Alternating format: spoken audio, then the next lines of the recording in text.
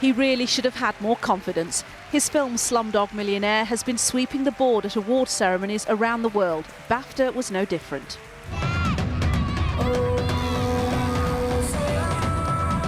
It has been an astonishing run of success. BAFTAs for Best Film, Director, Music, 7 out of its 11 nominations. So, could Kate Winslet keep up the good work? And the BAFTA goes to Kate Winslet for The Reader. She had been nominated twice in the same category and won Best Actress for The Reader. Thank you very, very much. To be given this award at home, this really means... This time she managed to hold it together. To try to pretend that you didn't exist. Best Actor, as predicted, went to Mickey Rourke. Hollywood's biggest stars may have flown in, but the night belonged to British film talent, with Slumdog Millionaire again winning the biggest award, Best Film, and Kate Winslet triumphing. The omens are extremely good for British talent at the Oscars in exactly 2 weeks' time. Nina Nanar, ITV News at the BAFTAs. And that's all from us for tonight. From all the ITVN Weekend News team, good night.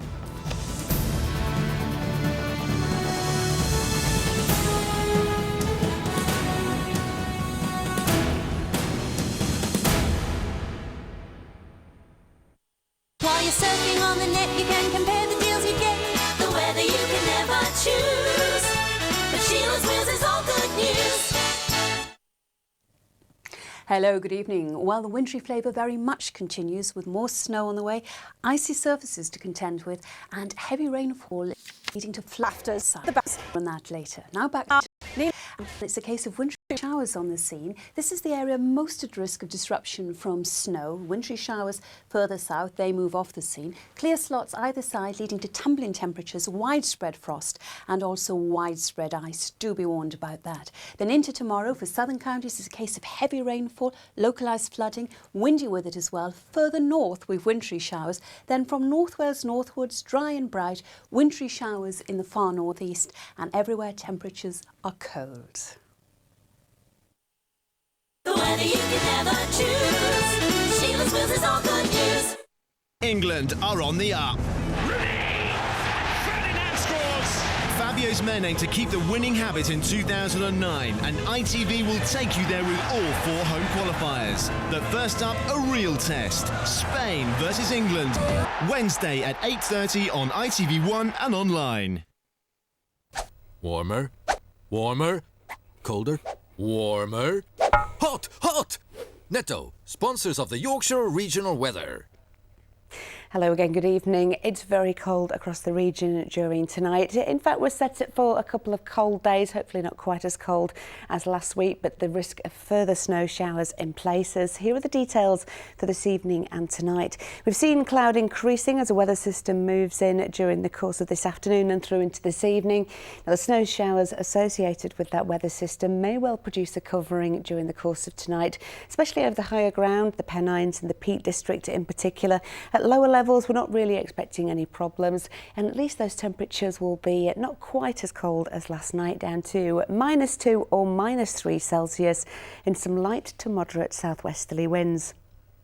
Tomorrow's sun times, well, it rises in the morning 7:37, setting tomorrow evening at 5:04. A bitterly cold start to the working week, but at least most of the overnight snow will have cleared away to the east, but certainly slippy on untreated surfaces, mind how you go. And generally the cloud tending to break up in general for most of the region for most of the day. Some nice sunshine coming through, but always remaining bitterly cold. Don't be fooled. Highs tomorrow of 3, maybe 4 Celsius. Warmer, colder, warmer, hot! Netto, sponsors of the Yorkshire Regional Weather. Last week's weather brought Britain to a standstill. This week, it could be worse. Severe winds, snow and rain threaten more transport disruption and school closure chaos. Join GMTV from 6 for regular live weather reports. Plus, get the latest travel information on our website, gm.tv. Shakespeare's in love with Gwyneth Paltrow, the Oscar-winning film with Joseph Fiennes as the playwright. Here on ITV1 after the South Bank show now.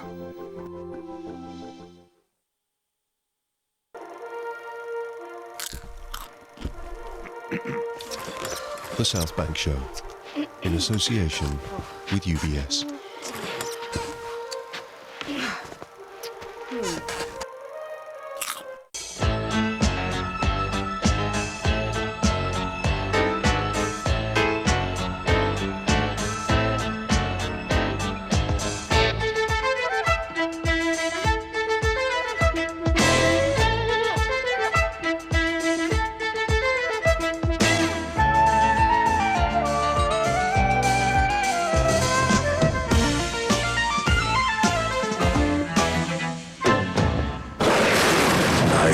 Dimmed the noontide sun, called forth the mutinous winds, and twixt the green sea and the azure vault set roaring war. To the dread rattling thunder have I given fire, and rifted Jove's stout oak with his own bolt. The strong-based promontory have I made shake, and by the spurs plucked up the pine and cedar. Graves at my command have waked their sleepers, oped, and let them forth by my so potent heart. Prospero in Shakespeare's Tempest, boasting about having conjured with the elements. Shakespeare would write more drama, but only with collaborators, so The Tempest is his last sole-authored play.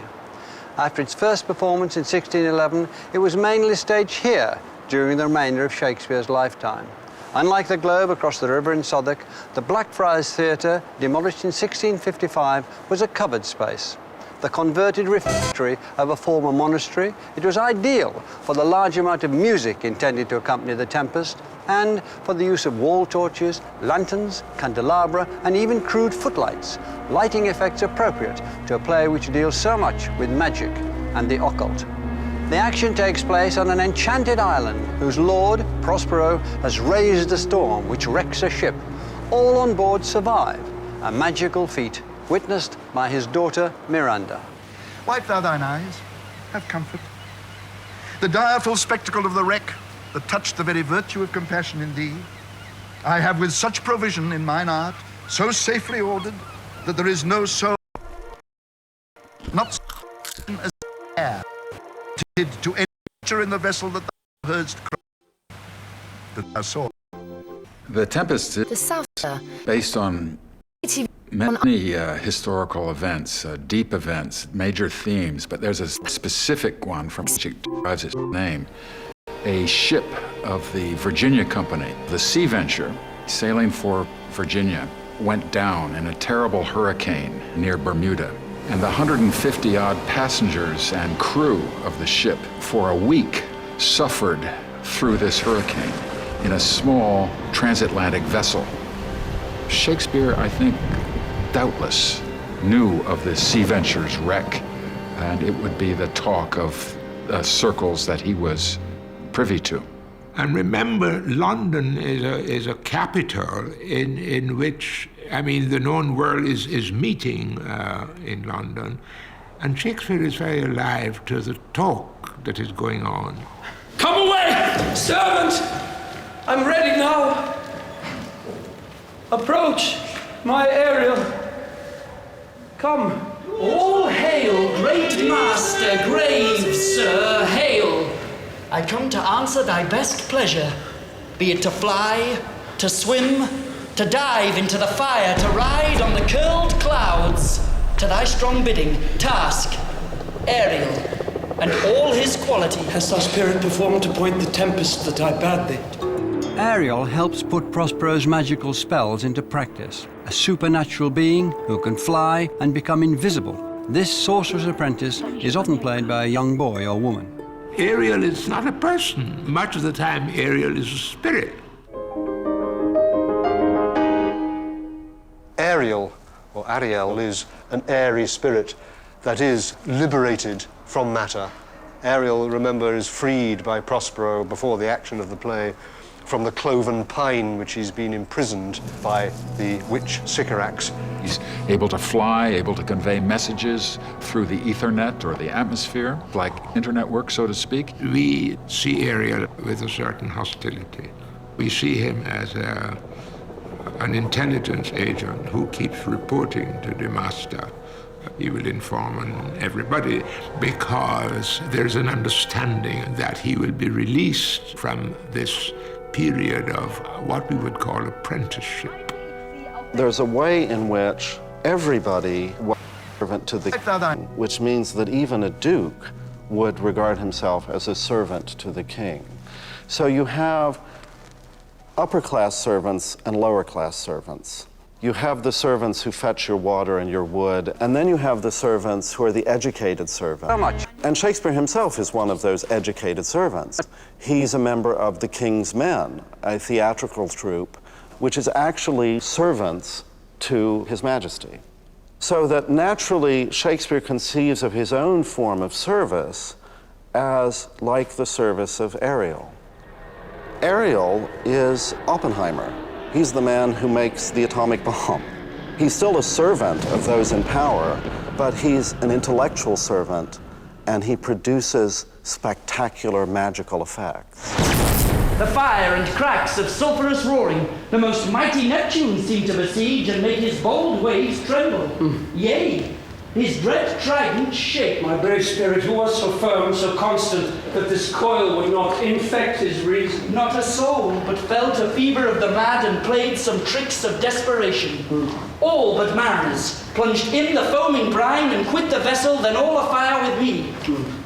The king's son, Ferdinand, with hair upstaring, then like reeds, not hair, was the first man that leapt, cried, "Hell is empty and all the devils are here!" Just like the remarkable survival in 1609 of everybody on board the historic Sea Venture when it was wrecked off Bermuda, everybody on the ship in the play survives the storm which Ariel visits upon it on Prospero's behalf.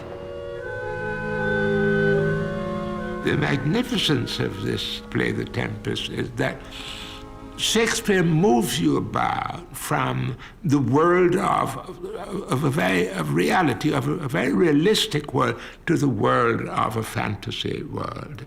The two areas of focus, the filters through whom you're made to see what is happening, are Ariel and Caliban.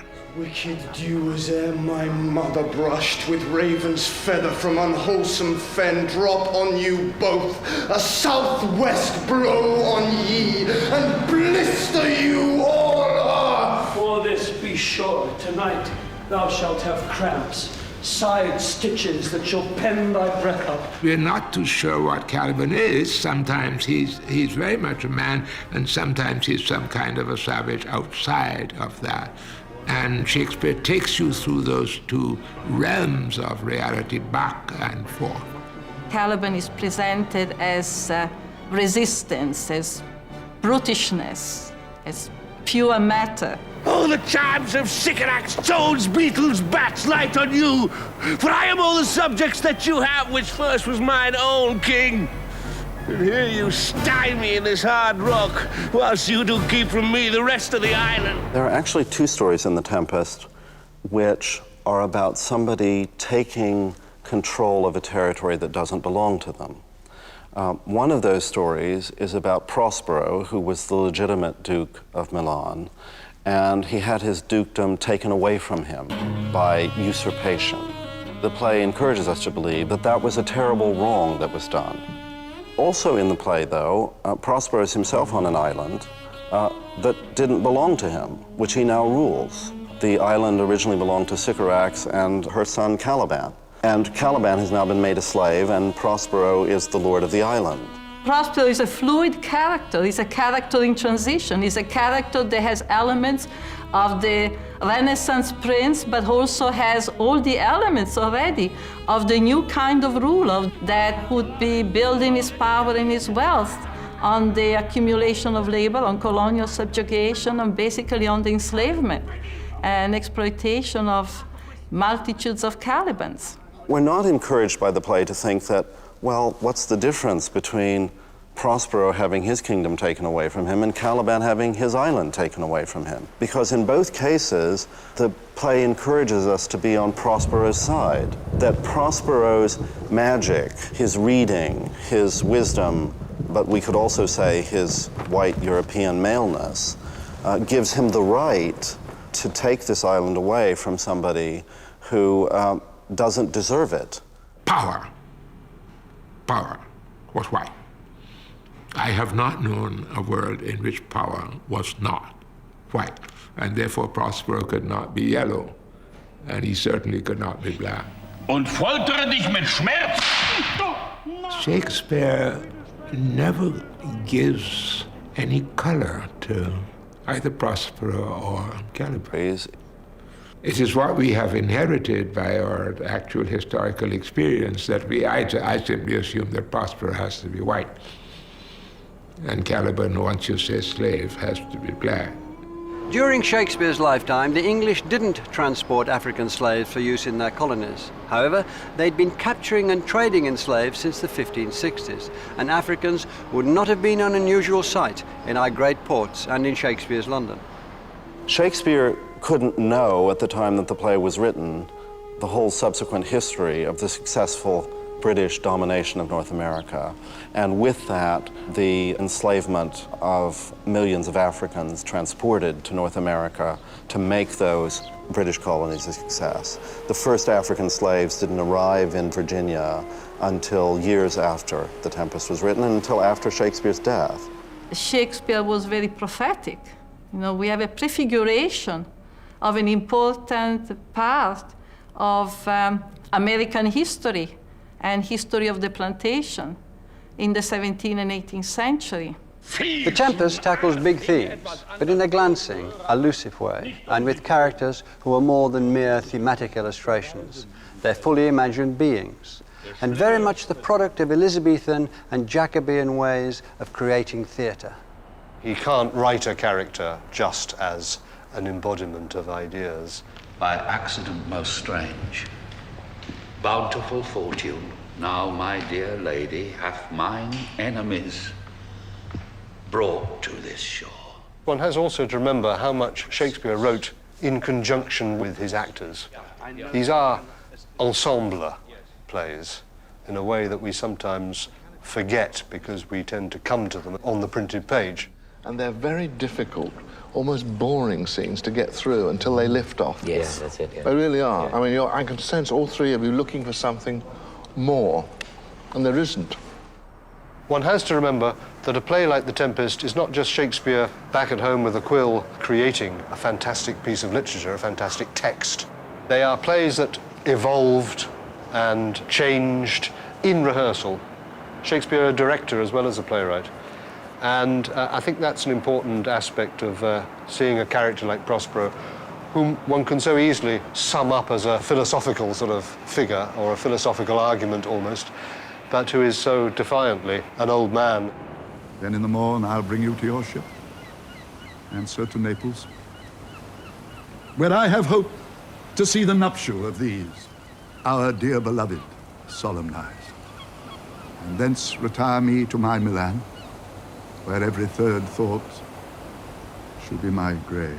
Prospero has used his magic on the ship's survivors, many of them aristocrats. He wants to teach his younger brother Antonio a lesson because he'd stolen the dukedom of Milan from him, and because he's now plotting on the island so that Sebastian, the son of the King of Naples, can take over that kingdom. But the true heir to Naples is Sebastian's older brother Ferdinand, who Prospero causes to fall in love with Miranda, his daughter. My prime request, which I do last pronounce, is, oh, you wonder if you be maid or no. No wonder, sir, but certainly a maid. Then he works his magic and gets Ferdinand and Miranda together, and they fall in love almost as a kind of instant thing. At the first sight, they have changed eyes. And he interrupts that. He said, no, this thing is happening too fast. Can't work. In other words, he has no hesitation in frustrating the joy of these two young people. What the play tells us in the story that it tells about Prospero is that magic belongs in the hands of old men. For I can here disarm thee with this tick. It's a fantasy about the old, instead of losing power, having all the power. and having power over the next generation. And I think that's a fantasy that would have been particularly appealing to Shakespeare at this point in his life and in his career, because what he saw happening in the world that mattered most to him was that a younger generation of playwrights was producing all the new hits. This is the mouth of the cell. No noise, and enter. Do that good mischief which may make this island thine own forever. The whole play is a revenge fantasy. It's a fantasy about somebody who's been kicked out having the power to get back in. So it makes sense that it's a story told by an old, not as popular as he once was playwright about controlling the world, and particularly controlling the globe against these younger interlopers that he gets to torment over the course of the play. Charge thy goblins that they grind their joints with dry convulsions, shorten up their sinews with aged cramps, and more pitch-spotted make 'em than pard or catamountain. The South Bank Show, in association with UBS. I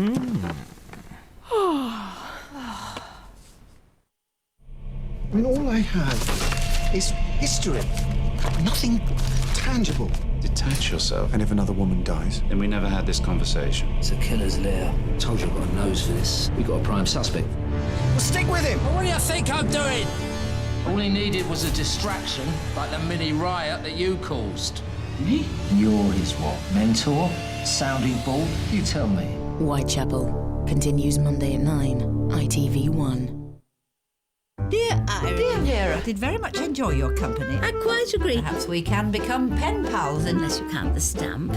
I'm sorry this will have to be so short, but I've still got my arm in a sling for the pain. You're right to keep yourself busy. It's the best cure for desperation. Life can get so lonely when you're on your own. I remember. I got stuck in the automatic bus doors on Friday. Brand new Ladies of Letters, Tuesday at 10, ITV3.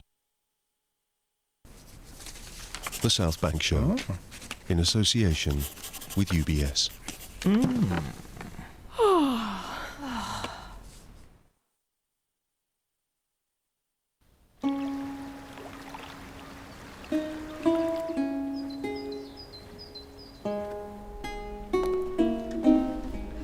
This is St Mary's the Virgin in Mortlake, London. Somewhere below me, John Dee lies buried. Nobody knows the exact spot or whether he died in 1608 or 1609 when he would have been 82. But we can say with certainty that by the end of his life, this brilliant mathematician and astronomer had become a pauper and as persona non grata at the court of King James I.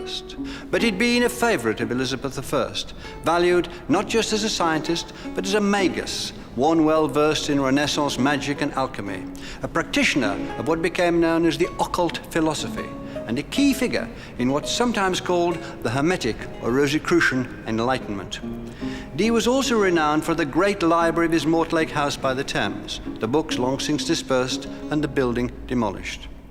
Dee's regarded by many scholars as the model for Shakespeare's Prospero.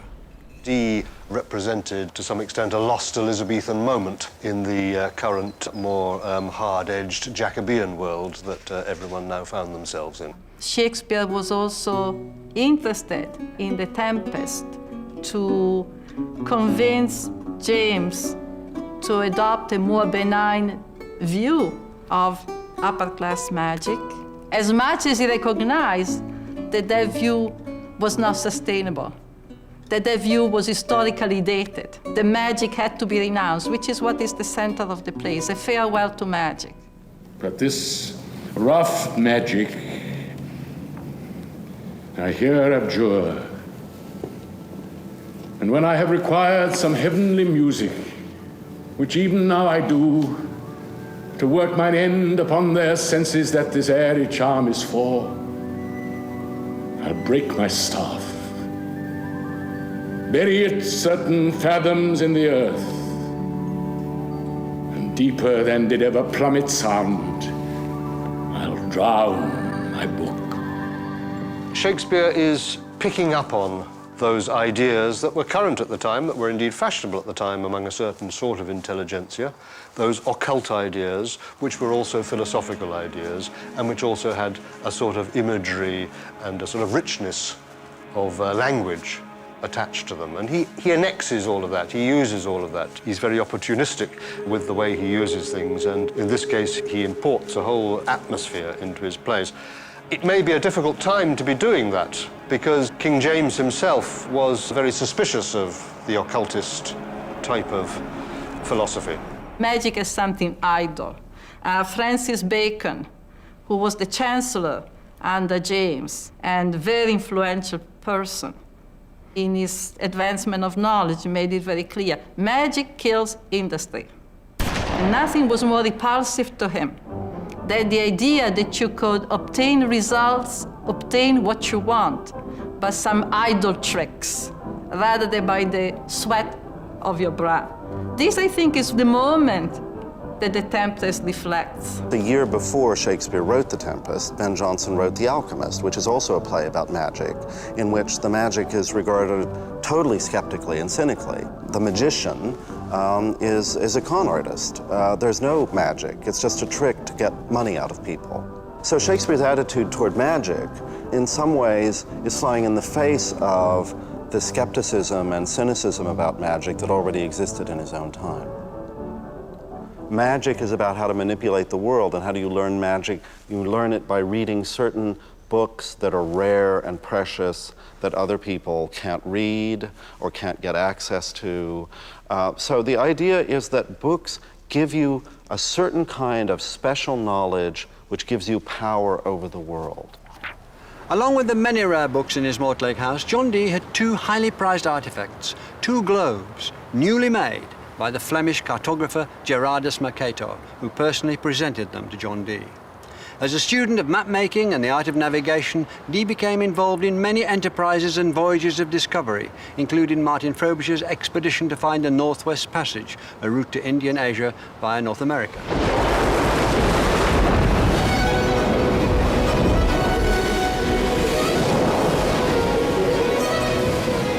The whole colonial dimension of Tempest is a very interesting dimension to the play. It does tie in with John Dee again, because among the many practical benefits of the magician's studies was the mathematical studies, and those in turn leading to navigational skills. And so he was very involved with the American colonization. He had worked out some sort of strange system whereby Queen Elizabeth had an absolute right to claim large swathes of territory in what is now North America. John Dee was the first to coin the term British Empire, or Empire as he spelled it, though to him British meant with relation to ancient Britons like King Arthur, whose some rather spurious interpretation of King Arthur's exploits led him to believe that there had been travels out to America at that time.